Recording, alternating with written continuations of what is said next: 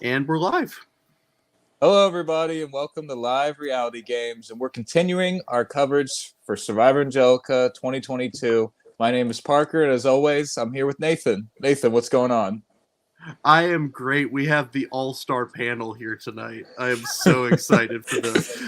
A little behind the scenes, Jason texts us just like a week before, like who's going to be on, and I thought he was trolling me at first because this was like my dream docket tonight, the dance. Yep, I'm not even gonna hide. I'm not even gonna be professional here. I am beyond excited for our two guests tonight. Joining us, we have the player from this current season. He was taken from us far too soon. We have Yes. Ray. Ray, how you doing, man? I'm doing pretty good today. I'm feeling pretty good. Excited for this too. And then joining us as well, he stole our hearts playing in Survivor Angelica 2021. He's back on production this year. Give it up for Kurt. Kurt, how you doing, man? Good. Glad to be here. Thank you. So, Kurt, I'm a bit familiar with your background with Survivor Angelica. I know you've been around the block with Survivor Angelica, but can I ask you what made you want to be interested in doing editing specifically for this season? Well, I've done editing before. Back in the day, we've done this for 20 years, and I remember editing with a VHS tape. That's back how long ago it was. So that was tricky, but I've edited before. This is probably the sixth time I've edited the episodes in the 20 years we've been doing this. Awesome.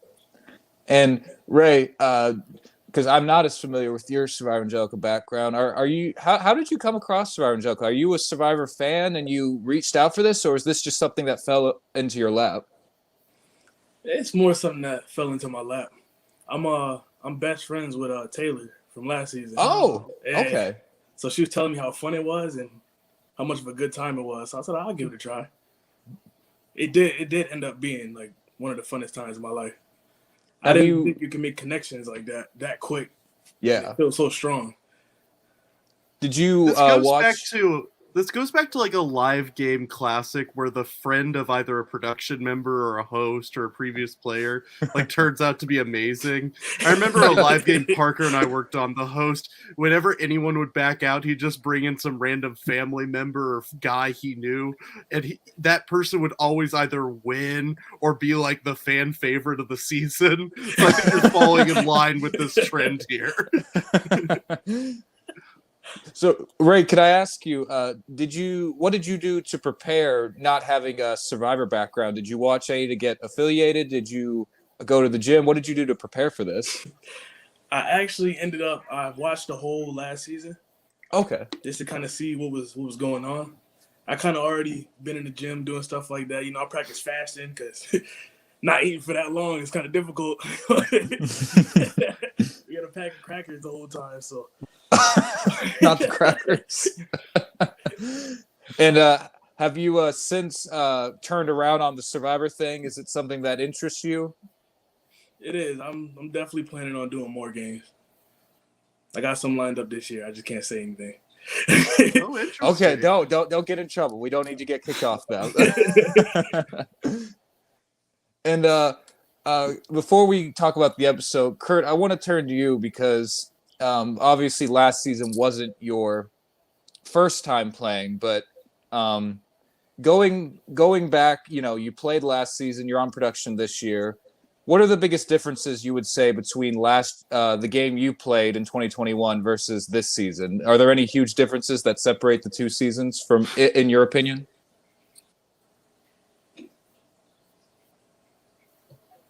Yeah, for me, last year was great.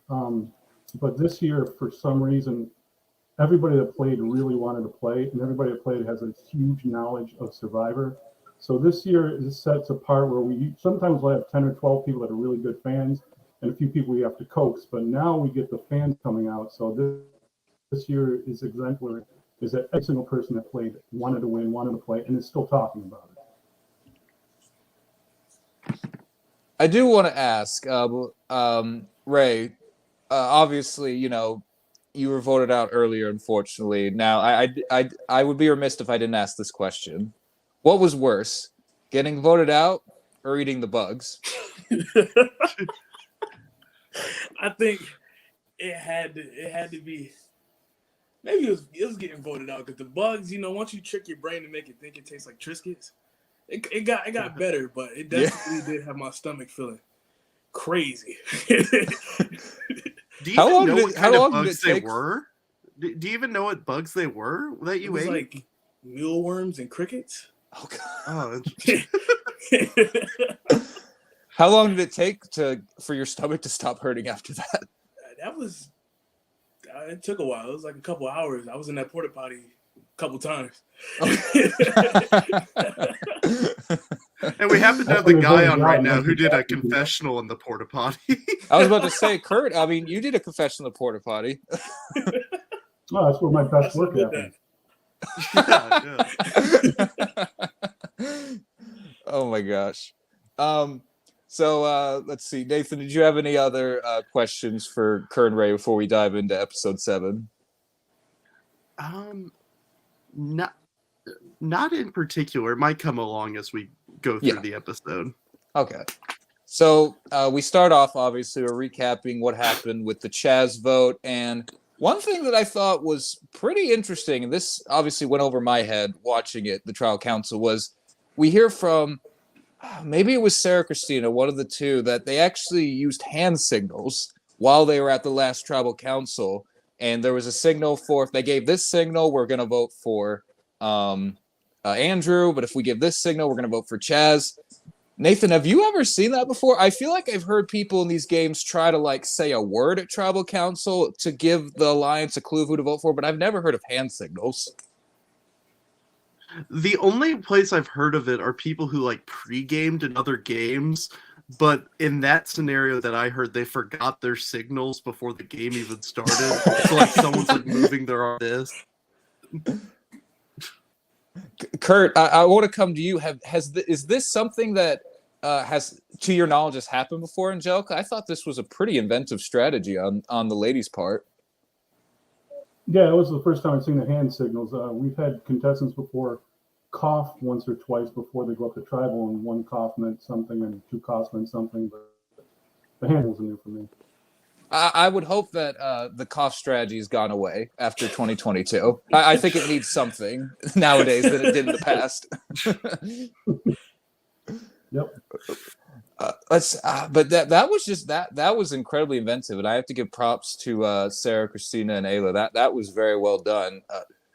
Ray, was that something that was even on your mind while you were playing, to use something as small as hand signals to signal your alliance? Not once. Did not think of that. That's smart though. I wish I would have thought of that, but no, didn't even cross my mind. You sure that? Are you saying that your Instagram pose was not your way of doing a hand signal? That wasn't your signal of who to vote for? That was my signal to not vote for me, I guess. Oh my gosh. In all its glory, I use any opportunity I have. This is something that I was going to cover at the end, but I think this is a good time to bring it up. Kurt, I want to say, first of all, you're doing a great job editing these episodes. I'm having a ton of fun. I really enjoy how you give even the winning tribe, we get to hear from their perspectives. We're not just hearing from the losing tribe before tribal. We're hearing from the winning tribe. What do they think's going on, their strategy. I must ask, though, how much in residuals are you paying Ray when you play his laugh at the end of every episode? How much is Ray getting paid for that?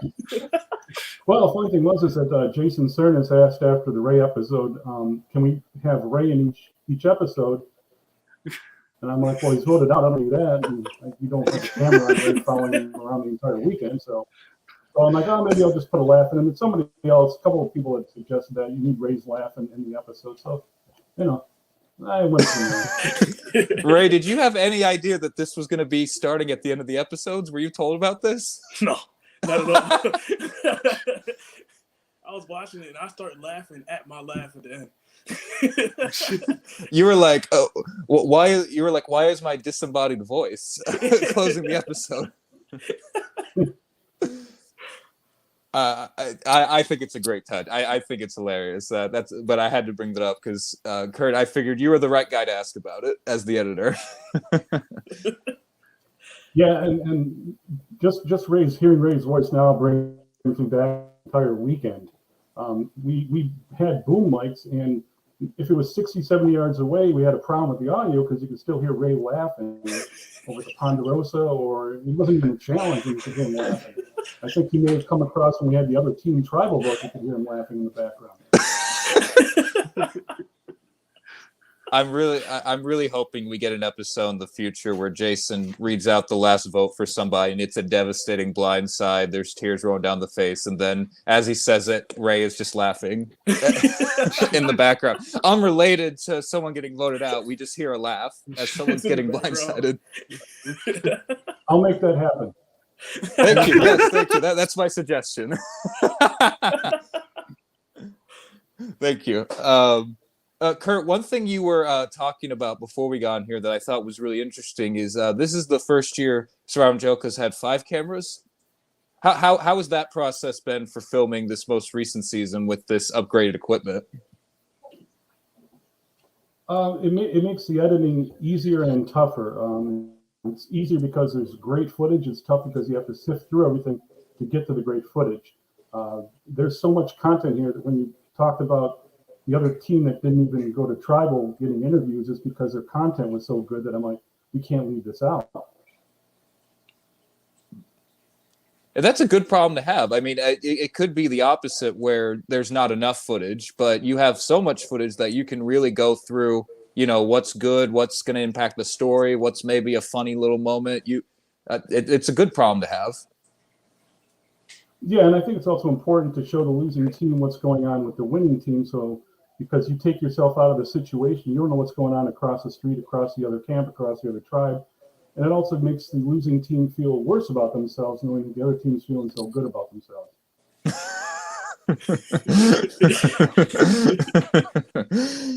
So speaking of the winning team, I thought this was like a classic like live game moment where we had a conversation between Mark, Tori, and Dan, and they're just chatting it up, and then they see Justin pass by, who they're supposed to be working with, and like, oh, we got to call over Justin. Like, we cannot make him suspicious. We're talking without him. Like, we need him to come over just so he knows we're good.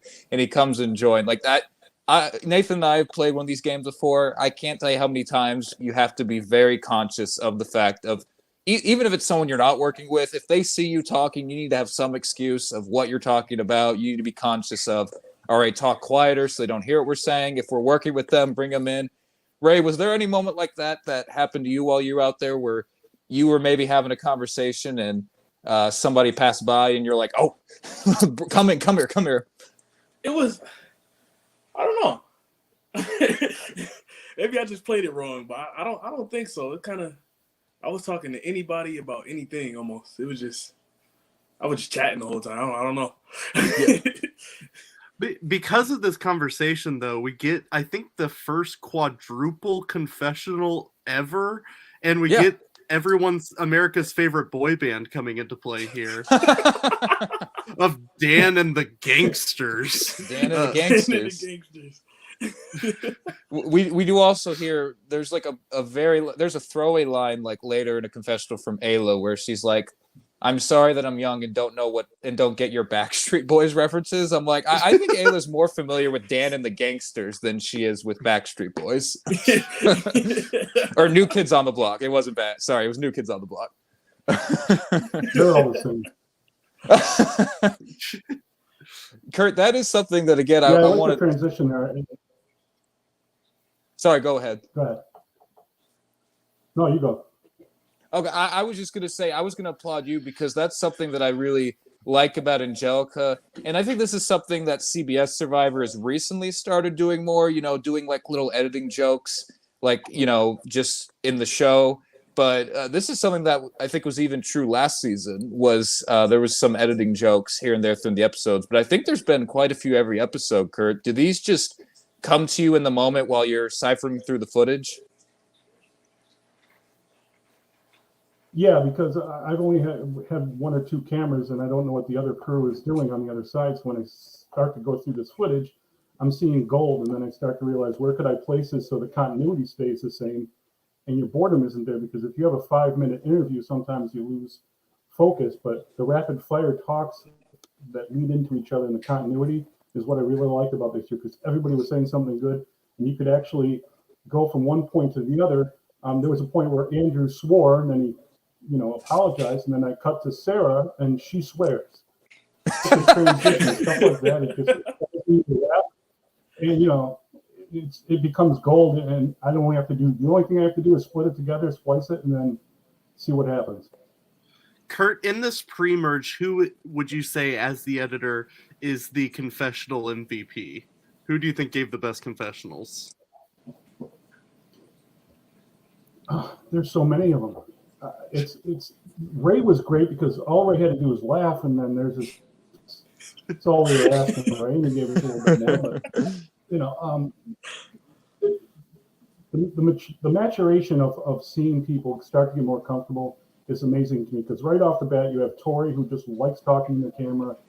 Dan likes talking in the camera, and then as the episodes go on, you start to hear from Ayla, and you start to hear from Sarah, Christina. And then all of a sudden, I'm like, wow, these people are saying some really good things. It's hard to pick one person, but everybody's been doing an awesome job.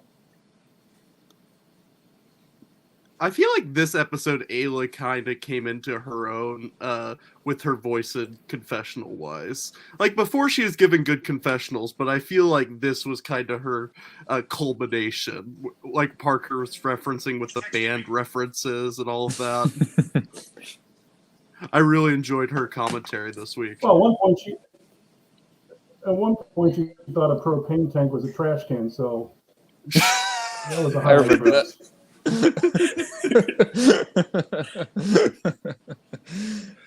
Oh my gosh. Well, one thing that has been talked about a lot, and this will come back to you, Ray, was we hear, and again, no spoilers for future episodes, of course, but that players can just not find these idols and/or advantages. Ray, was that your experience out there, where you just tipped over every single thing inside and just nothing? That was definitely it. We were trying to do like a group search. Not a single person found anything even close to an idol. I don't know. They hit those very good, like very good. I was on the outskirts where they said it won't be. I was like, man, I can't find anything. I'm in the trees doing random stuff. and Kurt, from a production standpoint, this is the first episode that, and we'll get to it, where an advantage is found. Dave eventually finds the advantage. Were you surprised at how difficult it was for the players to find things, or was that production's intention to make it at least somewhere around this level of difficulty?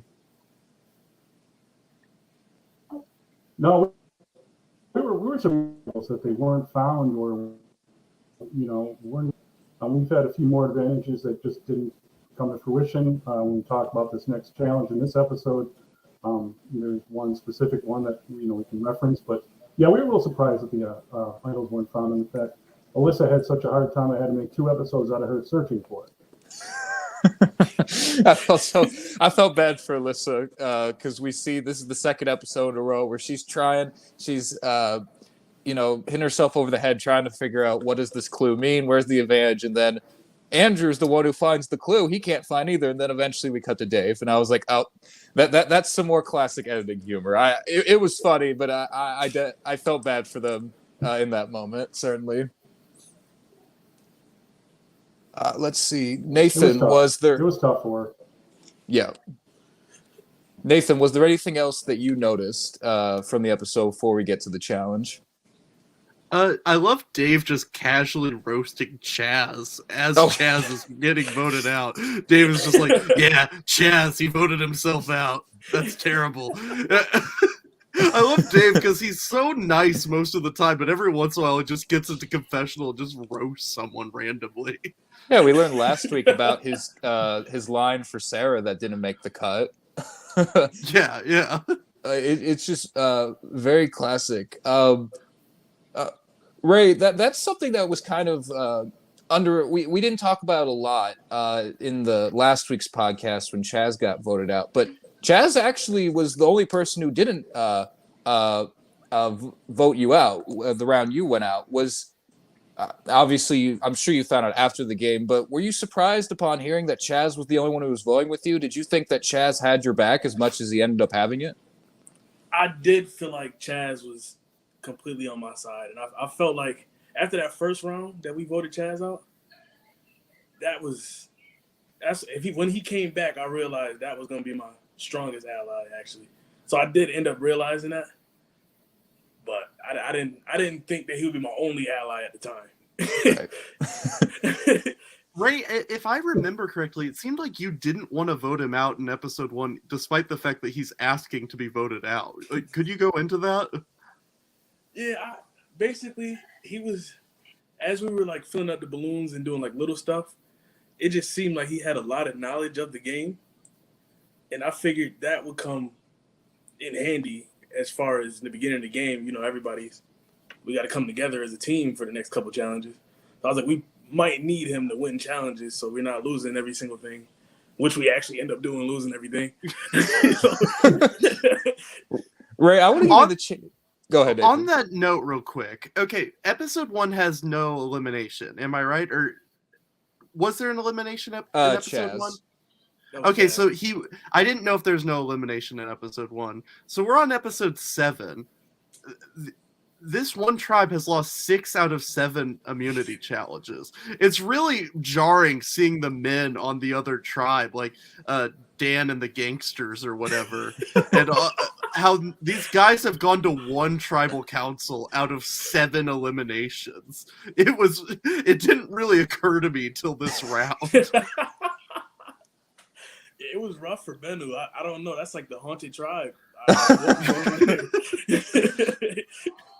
Kurt, is it tricky from an ending standpoint as well as a production standpoint to constantly have the same team lose, because you're constantly having to go through the same storylines over and over because the same tribe is losing? Is it difficult? It can be, but the other thing that is easy is that because they've gone to tribal so much and they're used to it, you don't get the uncomfortability of tribal. It's like they already know the process, and let's just go vote and get it over with. And Jason does an awesome job of trying to get them to mention things and to bring things up, but sometimes their minds are set and you just got to go vote. Ray, I want to give you the chance to clear your name on this, because we've heard through these podcasts that one of the reasons that your alliance voted you out was they felt like you were most likely to jump ship or would have allegiances to the other tribe. Let's clearly out. Do you think that was a fair assessment, or do you think that was a little bit overblown? That was overblown. I did not plan on switching, not one bit. It was just, I'm a very indecisive person, so I know it came off like that. And when they told me after, I kind of realized, like, yeah, I was kind of all over the place. Because all these connections I built, I really couldn't feel myself getting rid of somebody. I don't know. It felt wrong getting rid of somebody. I was like, come on, we can't do this. We can't do that. Yeah, I was just very indecisive. and to be fair, everybody, I'm not saying that there wasn't, everybody has to go. You need a reason to vote somebody, and that might have just been the reason that come up. I just wanted to give you the chance to talk about if you felt like that was fair from your perspective. Yeah, I felt like they had the right to believe that because of how indecisive I was. But that wasn't my intentions. But I did want to team up with Tori at some point. I definitely did. And bring him over to our side. Okay, that would have been fun. I would have liked to see that alliance. And this is the first time you played, like you said. You learned so much the first. Lord knows, like I played as well as a brick the first time I played one of these games. So you learn a whole lot after the first time. So. Like Nathan, would you say that's pretty accurate, that you have a huge advantage if you're playing on your second or third time compared to your first? Oh, 100%. It's a lot of just being kind of shy the first time, like, ooh, I don't want to commit a faux pas and talk to the wrong person kind of thing. I think Dave actually put it pretty well last week when he was talking about how things kind of move slower when you've played before kind of thing. Yeah. Well, we get to what I thought was a very interesting immunity challenge. Now, normally I feel like this type of challenge I've seen used on CBS, but as like an individual immunity. I think they did it in Survivor 43, the one where you have to carry the thing up through the chute. But this one was, not only was it different, it was a circular motion, but it was a team. So you really were only as good as your weakest member in this challenge. So that I thought that was a very interesting component to it. Ray, what would your strategy been with the discs had you gone to take part? Did you notice if there was any particular strategy that worked better than any of the other ones? I noticed that the steep angle thing they were doing was working pretty well. I mean, I didn't see anybody drop it when they used that steep angle, so I'd have probably followed suit with that. And Kurt, is this a challenge that you've gone to take part in before at Angelica? We've used it before. I have never actually participated in it. No. Okay, so would you agree with Ray that that would be the right strategy, or would you think you would have taken a different approach to it? No, I think the right strategy. Well, it's twofold. The right strategy, number one, is the steep angle, and number two, maybe sit Christine out next time. But sorry, Christine. I'm sorry. I'm kidding. You talked about Shady Dave earlier, Nathan. I mean, we've established that Christina and Dave are friends, and we get a conversation after the challenge between Andrew and Dave, and he's like, "Oh, she absolutely threw that. Are you kidding me? I'm not convinced otherwise." And even though we do get a confession of Christina saying she did it, I mean, her tri-mates weren't buying it. Like, obviously you're just watching from the side, Ray. Like, you don't have a personal stake in what's going on. Is that did you get the vibe that Christina was throwing it while it was happening live? I did get that vibe, because at first, when I seen everybody else doing it, I was like, oh, that challenge look easy. I wish I was still in to do that. And then Christina got up there, and I was like, whoa, never mind. It's not that easy. They're just making it look easy. But then after the next 10 times, I'm like, okay, maybe now she's blowing it. I think she Nathan, it's that tricky part where there's a majority of original Akka on both tribes. So, I mean, in theory, it would make sense for Christina to throw it if, the goal was to just keep picking off the OG Bennu members.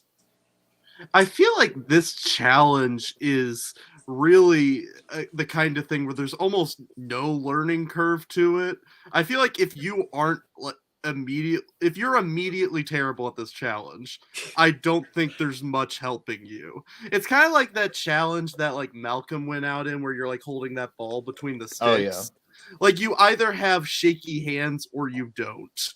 And this is a challenge. Like, as someone who's a caffeine addict, I would be a disaster here with this. Yeah, but so you're saying that they should have given Christina an advantage to do it over again, a la Malcolm, which is the worst advantage in the history of the show. Yeah. No, I really did enjoy this challenge. Like, the outcome is tough, knowing that some of the Bennu members I don't even think got to go, and whereas all of Anka at least got to go several times going through it. But I have to say, I want to give a shout out to Mark, because knowing my patience, like, I would have been fed up if by the third time, like he pulls over the cone and he's just he is not getting lucky enough to get it. I would not have been as patient as Mark was. So props to Mark for that. But I also enjoyed that aspect of running out into the field, not knowing exactly which disc it was. A little bit of chance there, but I thought that was a fun twist to it. Kurt, would you say the challenges this year overall have been more physical than last year? Because that's kind of the vibe I'm getting overall. I don't. They might be. I'm not sure. We definitely had this year more of a physical element to them rather than mental. So far this half, but as it progresses, it'll start to get more mental. We like to put the physical ones in front and then the mental ones in the back end of it, because your brain is so fried from the entire weekend that it's fun to see the mental breakdown on some of the challenges when you really have to think it through. Would you say in general, Kurt, that you guys like to start with the more physical challenges at the start normally in a season and then shift towards mental near the individual immunities, or does it kind of shift depending on the season? We try and do that. We try and do the physical ones up in advance. The other tricky thing is that after the merge, when you have individuals, it's very hard to come up with challenges that include 9 people, 10 people. Yeah. 8's easy because you can always do some sort of, structural tournament where people, get eliminated. But trying to do a challenge with 9 people is very tricky. So you're limited the amount of challenges you can do based on the number that's left. Ray, I want to ask you, what was your favorite challenge that you got to take part in? All 3 of them, you mean? I would go dodgeball for me. Okay. I feel like I love dodgeball. That's just my favorite thing to do. I was And it wasn't just because that was the one you won? No, yeah, probably that. I Look, like no. dodgeball though. I think that's I feel like I would have excelled the most at that. In that first challenge we did with the ball in the net, I like both of those probably about the same. Look, and I think I remember, I believe it might have been Alyssa on the second podcast we did where after you guys won that dodgeball challenge, she made a comment about how we were not sportsmanlike at all. We were going crazy in front of the other team. Look, I just want to make the record straight. Do not apologize for that, okay? Because Nathan and I came from our own Bennu tribe once, and we just lost everything. And the one challenge we did win, you would think we just won the Super Bowl. So when you're in that moment and like you finally, your neck doesn't have to be on the line, like it just overcomes you. You get excited, Yeah. Andrew brought up a comment. He said, not the crickets? I thought that would be Ray's favorite challenge. Oh, man. Those crickets. I couldn't stop thinking about them after. Ray, of the gross foods that were in that challenge, do you think that was the worst one to get? Or were you kind of looking at some of the other foods like, I kind of got lucky here? I thought it was the worst one when I ate it.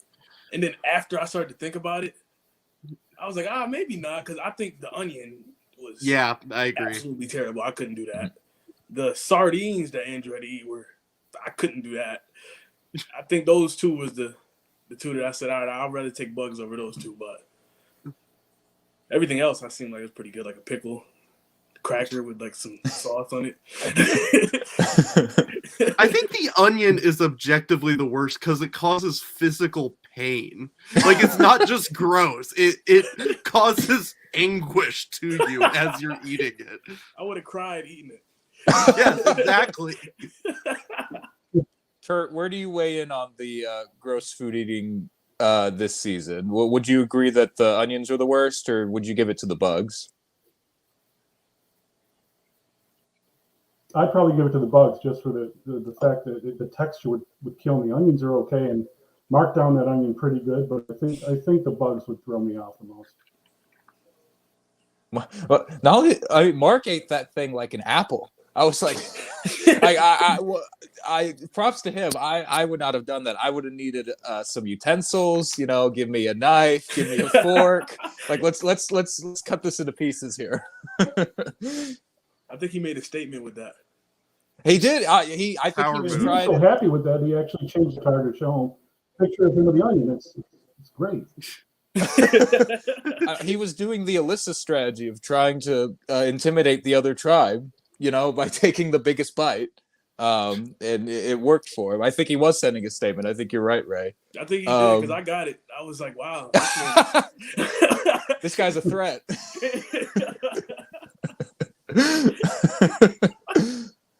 Kurt, remind me, did y'all do a gross challenge last year when you played? No. This we've done this eating before, but it's been many seasons. We had one year where we just started out and we rolled this challenge out, and 3 people refused to even participate in it, and it was an individual challenge. So we were always nervous about the reaction, but because these people are diehard fans, we knew that they would eat this up, pun intended there. So unfortunately, Another loss for Bennu. Bennu 1.0, Bennu 2.0, doesn't matter. It's Bennu all the same in terms of challenge wins. And so we do get to the scramble. It's fortunately relatively straightforward. I mean, it makes sense strategically for Christina, Ayla, and Sarah to stick together. They have the numbers. Andrew and Dave are on the bubble here, but there's quite a bit here to talk about in terms of strategy. One thing that I thought was really interesting, and perhaps this may have happened in earlier votes, we just haven't seen it yet. Correct me if I'm wrong, but one moment we do hear from Dave how one of his reasons that he thinks he should stay is he's willing to use his or give the ladies his keys. He's almost using them as a bargaining chip, which I thought was pretty inventive strategy. Kurt, when you guys were coming up with this key twist, I'm sure you have in mind, oh, it would be great if this happened. Oh, we're really hoping with this would happen. Was that something you were kind of hoping somebody would do? Is use their keys as a bargaining chip to stay in the game? Yeah, absolutely. And the fact that Dave had multiple keys helped out his cause a lot because you don't know who's got keys, you don't know who has multiple keys. So we didn't know how this would play out, but absolutely, we were thrilled when Dave was starting to barter up his keys to Sarah. And Sarah wasn't taking any of it, but at the same time, she's like, show me the keys. It was great. Ray, when you were in the game, what was your theory about what the keys would ultimately end up doing?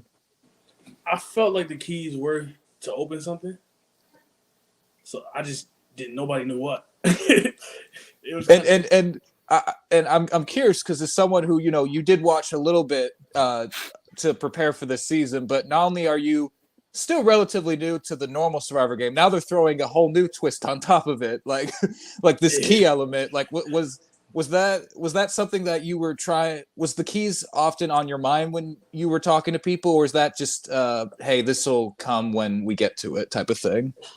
It was more so it'll come when we get to it because I just kind of forgot it was in my pocket, to be honest. I think it's used for something, but I feel like when the moment will arise for me to use it, I'll know, type of thing. I thought, that's why I started meditating. I was trying to get that moment.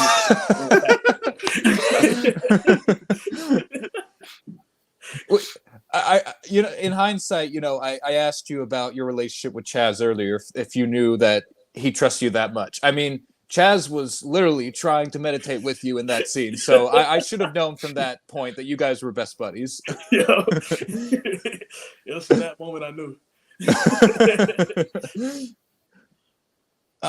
So that was with the keys, and we do end up getting to big mo of the episode. Our first advantage of the season has been found. Dave actually finds it, and Nathan, why don't you walk us through this advantage? Because it's essentially a vote block, correct? Yes. So you get to remove a vote at tribal council from. I was a little confused. The way it was read, you get to remove a vote for one player. Did I read that right? Let's see. Kurt, would you say that was right? Somebody else's. You get to pick one user. Yeah. Okay. I think it was interesting because ultimately, well, it doesn't end up working out, unfortunately. But I mean, this was quite the harebrained scheme that Dave comes up with. Like, he's going to Andrew and he's saying, "Look, even though logically you probably should be voting me out here, let's stick together. Like, let's stay in the game. Like, let's try to make something work here." Nathan, what do you think of Dave's plan here? Poor Dave and Andrew. For the last 2 weeks, these two men have just been trying to get to rocks, and the Survivor gods are just not letting them have this thing.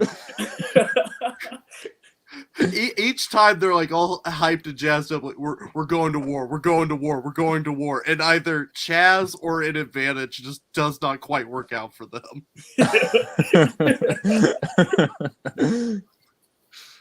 But you're right, and it's unfortunate. No matter what, they're one vote short each time, and it's unfortunate to see. But Ray, as somebody who was allied with both these guys, you gave them your keys. I assume this had to be pretty exciting for you when you found out that they at least had a plan going into this tribal council. They weren't 100% dead in the water. Yeah, I like the brotherhood they formed right there. I was like, oh, this is some solid teamwork. It's like I wish I was on the team, but this is some good teamwork.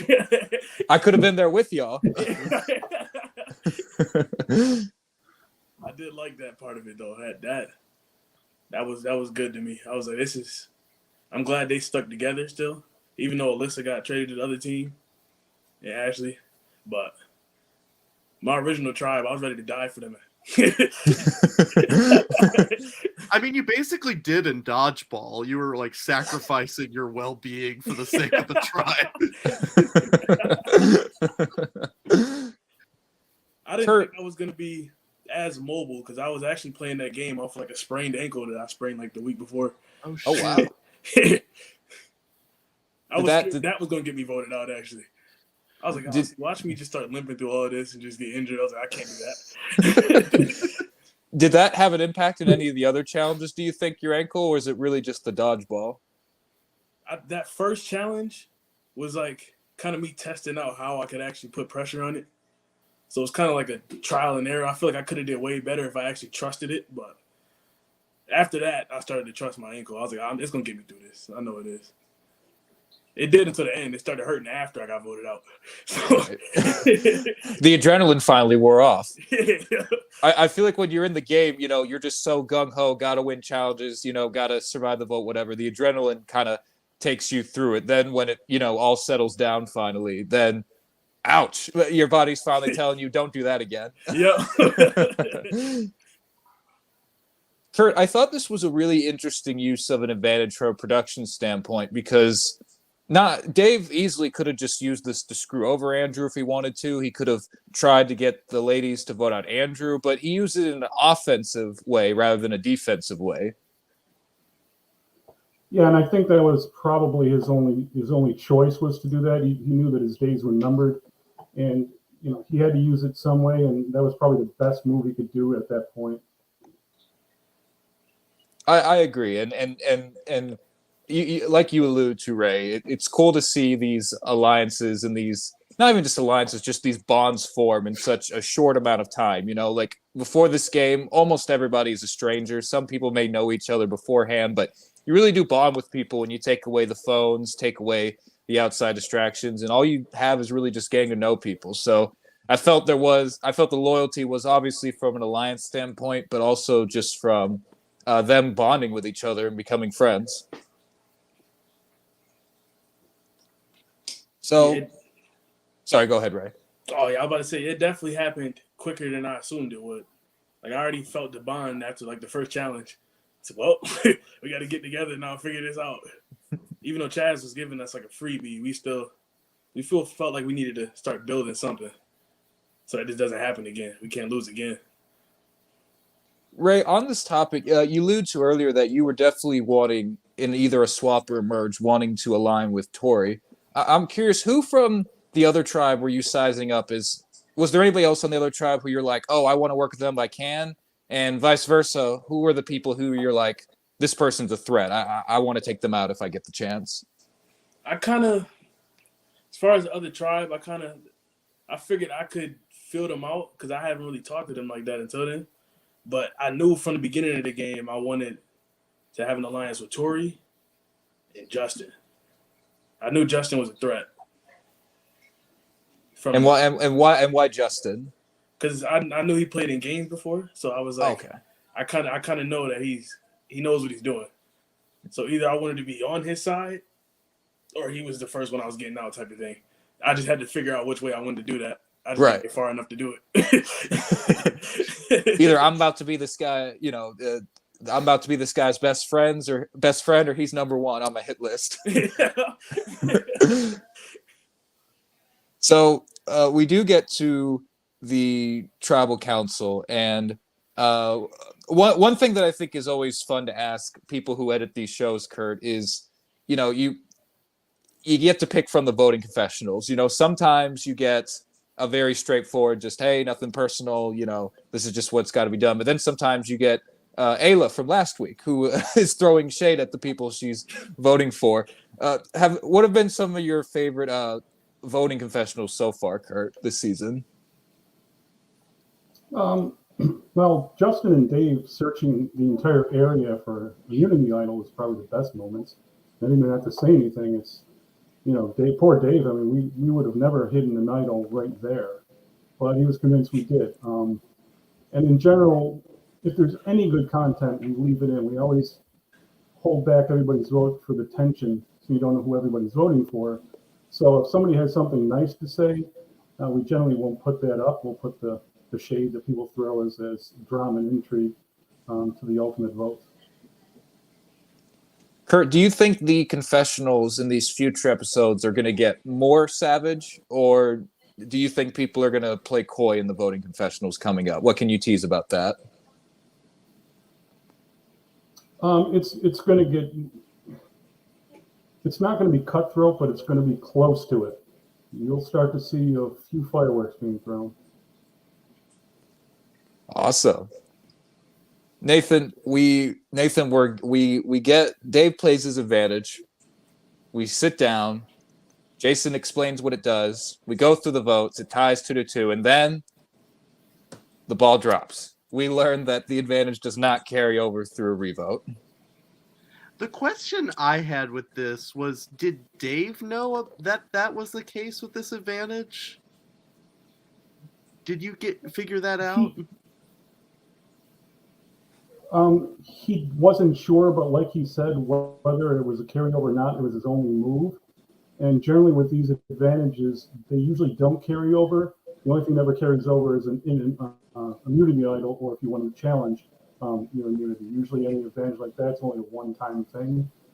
David crunched the numbers. He's assuming he'd be back to 2-2 and go to rocks. But because there were 5 people, he didn't factor in the fact that there was an odd number of people because he removed a vote.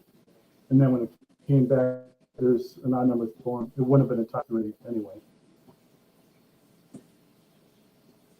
That makes sense. And from a viewer standpoint, if it's hard not to root for, the underdogs. Dave and Andrew, they've been going to all these tribal councils. They're in a bad spot.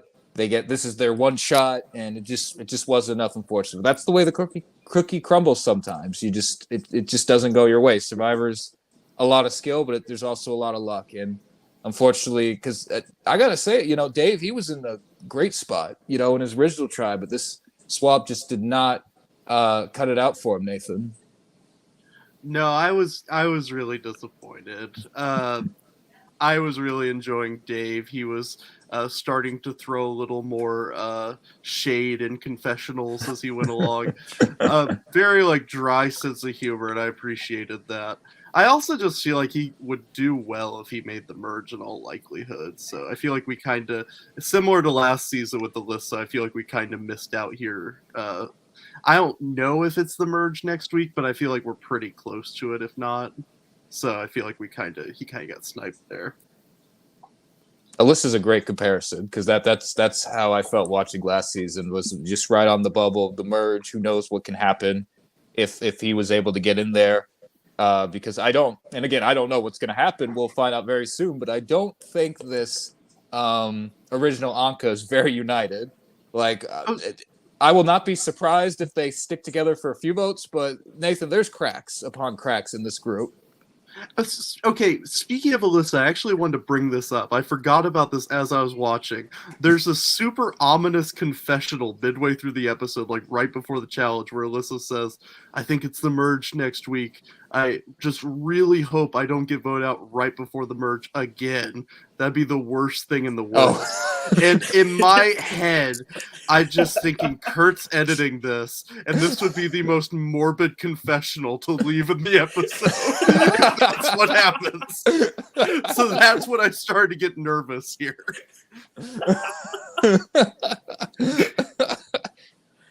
Kurt wouldn't do that. Right, Kurt? Yeah, I don't know. I don't even know what happens. I'm clueless.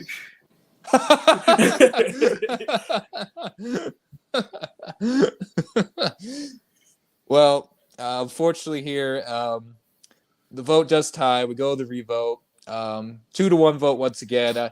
Props to Andrew for even in the revote, knowing Dave is about to get voted out, still not voting for him, voting for Sarah. So classy move on Andrew's part. Also, Nathan, one person we didn't talk about too much in their role in all of this, I think, is Andrew, because sometimes it's even like in these situations where it's either you or one other person, like in the Andrew spot where it's not you, sometimes those people can still go home, because if you say one wrong thing, or if you give up too much information, or if you step out of line, it could easily just turn around on you. And I thought Andrew handled this role relatively well this episode.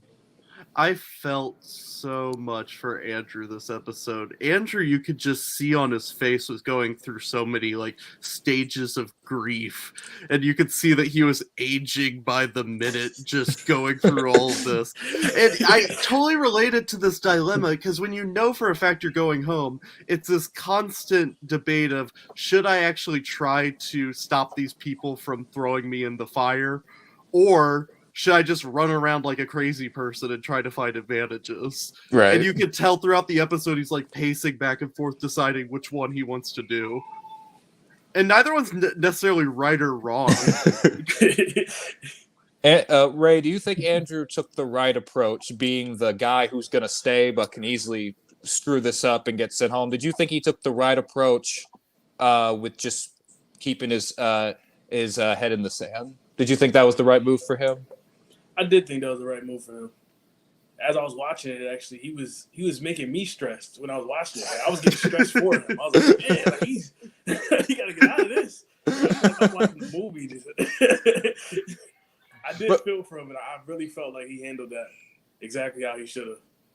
Because at the end of the day, he didn't go home that round. So, and it is stressful, because it's like he keeps talking, and you know, it was like every time he went, and I'm sure they're the same conversation, just cutting back in different points. But every time the episode, he would have one-on-one with Sarah, one-on-one with Christina, one with Ayla. I'm like, Andrew, like I know what you're trying to do here. Like, you're doing what you need to do. You need to talk. But the more you talk, the more they can just go, I don't like how Andrew's talking a lot. Let's just get rid of him. I was like, oh my gosh. But he made it work.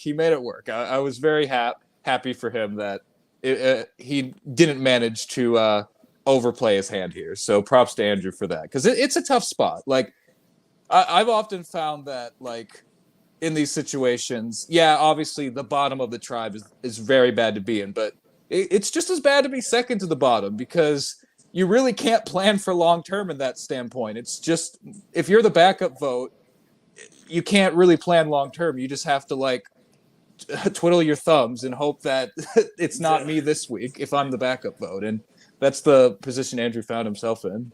Yeah, it's almost like you got to focus on winning the next challenge at that point. It was, Andrew brought up a comment at Tribal Council where he said it's frustrating to talk to people who clearly are nodding along, but they're not actually wanting to go through with anything you're talking about. And it actually reminded me of a discussion I had with my fiance today, where there's the cell phone salesman who corners her in the store and is like, hey, you want to update your cell phone plan? And I know absolutely she does not want to change her cell phone plan, but to be polite, she sits there for 20 minutes and listens to their pitch. And at a certain point, you just want to be polite and be like, no, I don't want this. Stop wasting your time. Go find an advantage. I'm glad this podcast is good therapy for you, Nathan. Yes. After all these live games and cell phone sales, you need this kind of therapy. So yeah, of course. Yeah. It goes hand in hand. Oh my gosh. Before we talk about Dave, I wanted to ask Kurt, was there any, you mentioned earlier that, you know, there's so much footage to go through, and you know, you can only make the episodes so long. Was there anything that didn't make the cut in this episode that you wish would have? No, actually, I was able to put all the good points in there. The only thing that I wish sometimes is, you think we have everything on camera, but then all of a sudden somebody says, hey, you didn't get that, you know, of me. And at some point we have to turn the camera off.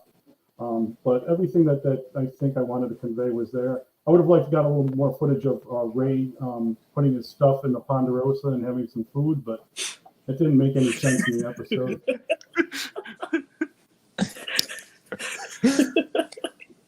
Speaking of very hard-hitting question, all the viewers want to know this. Ray, what was your first meal after you got voted out? Oh man, I had some. What was it? It was like ziti or something, like ziti with like cheese and oh man, Oh my that was gosh, that sounds good now. that was like heaven after that game. I walked over there like I get to eat now. I was like, oh, let's go. That sure beats my first meal after I played the first time. I had a granola bar that was past its expiration date, so that sure beats what I had. Parker, did I ever tell you about my first meal after I got voted out? Did I ever tell you this story? No, please do. I was a teenager and I was an idiot, so I'm like, oh, I don't need any actual food. So we went to Walmart. I just bought this gigantic bag of chocolate and just started eating this chocolate in the Tennessee hot sun. It's like going everywhere. It's such a stupid choice for a food, but I loved it. So, What brand? it was Hershey's. I love me some Hershey's. Okay, good choice. I was gonna roast you depending on what you said. Were you craving Hershey, or were you craving the chocolate, or was that just something cheap in the area? I was craving caffeine, so once I had caffeine and like sugar, I was fine. My 16-year-old brain, those were that was the food pyramid: caffeine and sugar. You had to be amped up after that one. Oh yeah.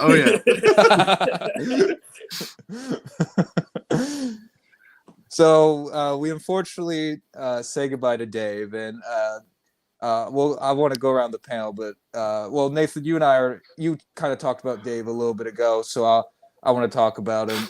Dave was so much fun. I mean, he was in. I know I already said it. He was in such a good spot early on, but not only was he just a good player, he was just a fun character. You could just tell every confessional he had a huge smile on his face, so happy to be there. Didn't take the game personal, just wanted to have fun and do his best. And I appreciate how appreciative, for lack of a better term, he was for the experience. You know, in his final words, he could just say, oh, screw this wasn't great. But he's telling people to apply and play the game because he had such a good experience. And that he was a class act. And I really enjoyed watching Dave. And Ray and Kurt, from y'all's perspectives, what was it like getting to be with Dave out there? Yeah, for me it was great. He was definitely in my top 16 players this year. And I hate to see him go.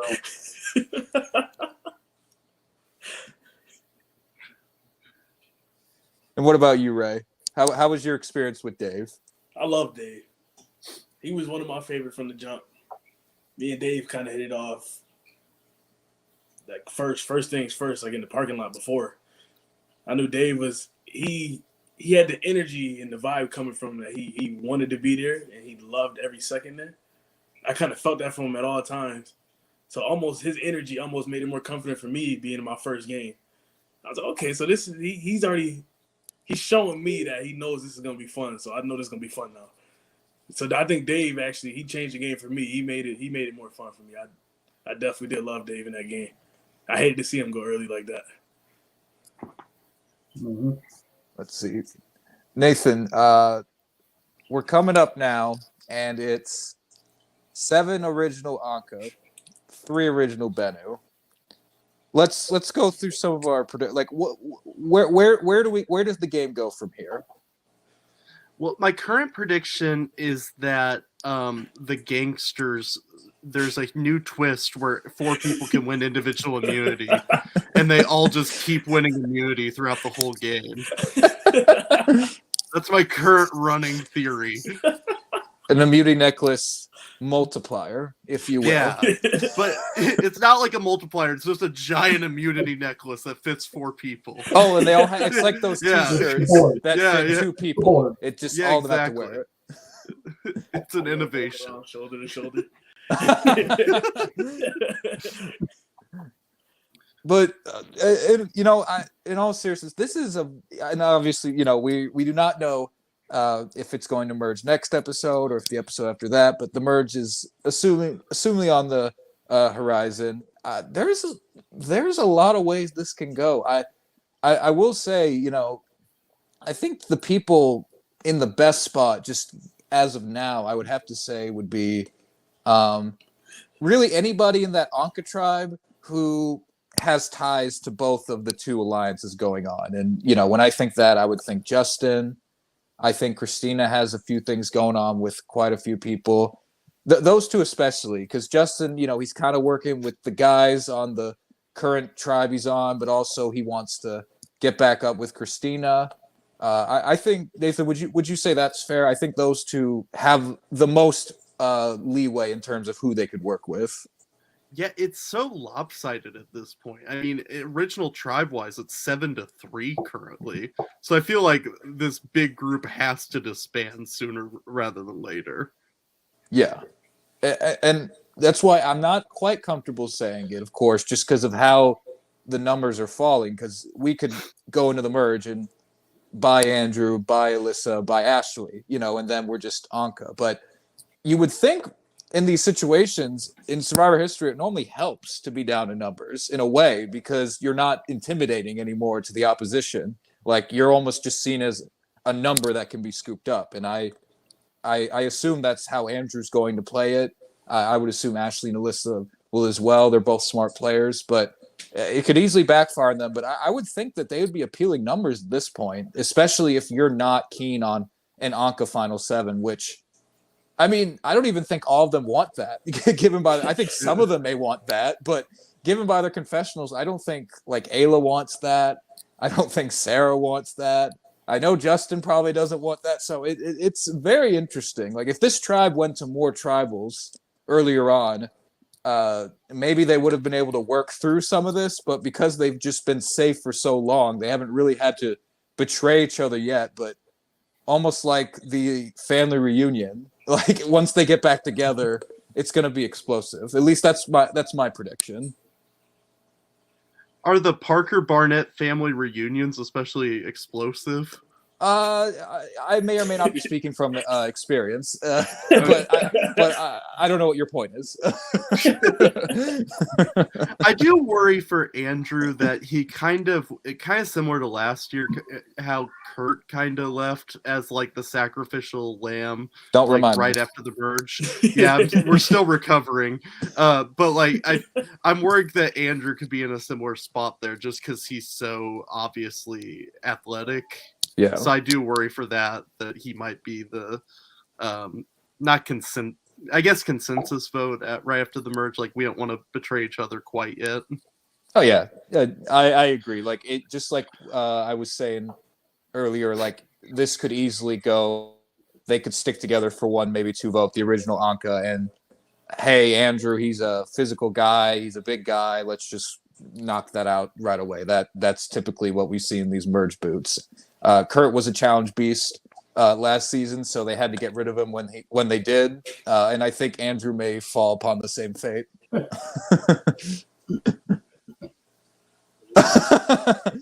I think you.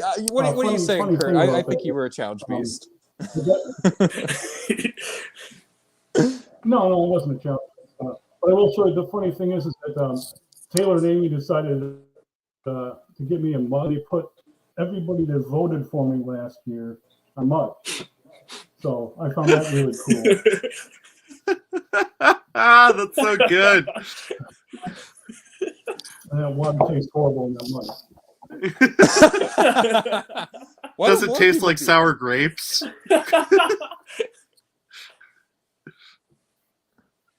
Yeah, it does. It does. I love that. Why don't more people do that? More people should give the people they vote out more gifts. It doesn't rub it in the like Ray. What gift are you expecting from your original tribe in the mail tomorrow? What gift do you want to see shipped to you? I would be expecting those cheddar crackers that we had. I was like the only one in there that liked cheddar. That's what Ashley said when we had her on. They said another strike against you was you weren't vibing with the peanut butter cracker crew. Can you imagine doing this kind of thing in real life? Like, just taunting someone due to their failures? Like, hey, as your Christmas gift, here's a poster of your eviction notice from a few years ago. You know? This feels very Survivor related here. It doesn't really work in other contexts.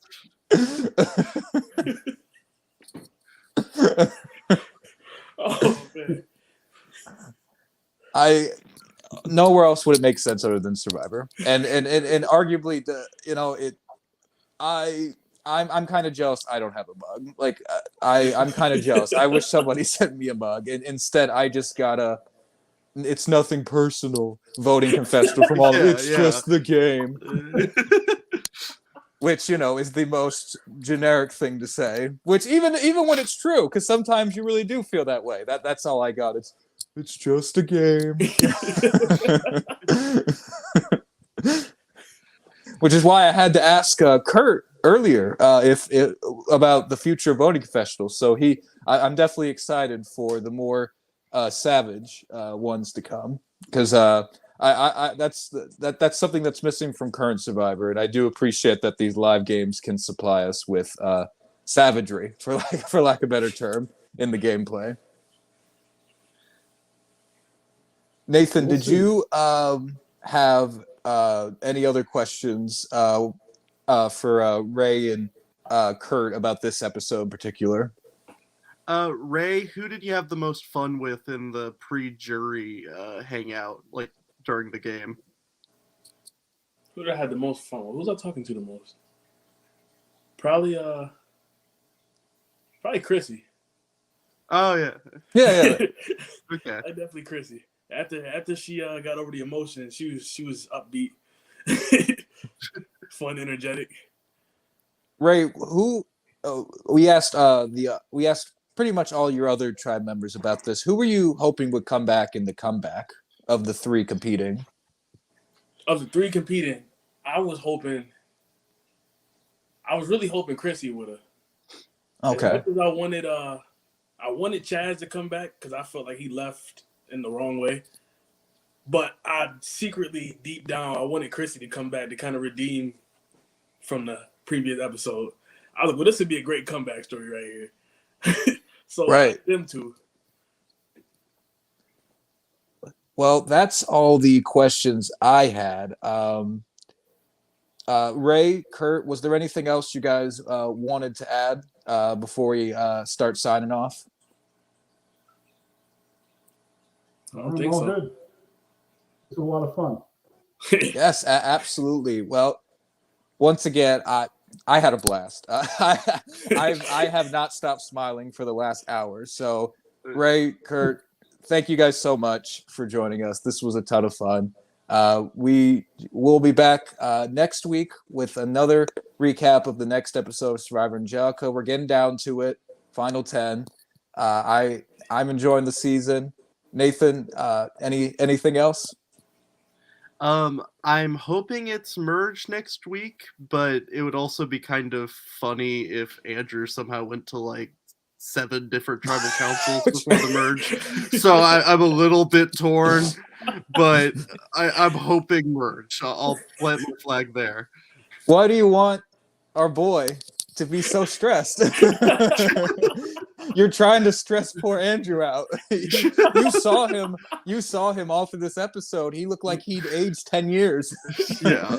He showed up in the parking lot all bright-eyed and bushy-tailed, ready to go, and now he looks like he's coming back from war. Yeah. As these episodes keep going on, he's been through so much. His voting confessional near the end, speaking of, I've got to carry on for my allies, or whatever he said. Like, he's just lost so much. That would be funny in a sixth sense, though. I do agree with you, Nathan. Yes. That would be funny in that way. But other than that, that's I think everything we had. Thank you everybody for tuning in live. This was a lot of fun, and we'll be back soon. All right, thank you for having us. Absolutely.